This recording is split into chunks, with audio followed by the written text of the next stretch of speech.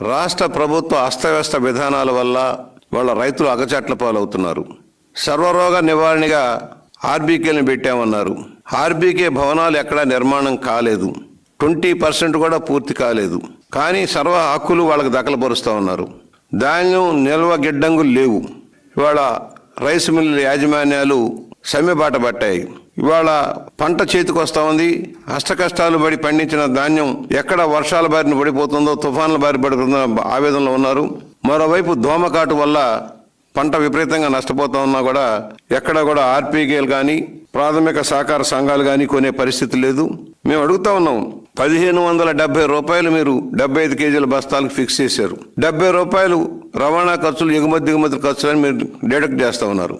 జగన్మోహన్ రెడ్డి గారు 25 రూపాయల చొప్పున మళ్ళా రిఫండ్ ఇస్తాము దీనికోసం అని చెప్పారు.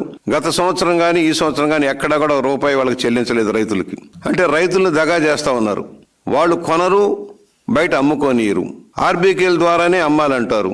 ఆర్బీకేల మీద వాలంటీర్లు పెత్తనం తెచ్చారు. వాలంటీర్ ఉంటేనే కానీ పంట కొయ్యకూడదు అనే ఒక కొత్త సిద్ధాంతం తెచ్చారు.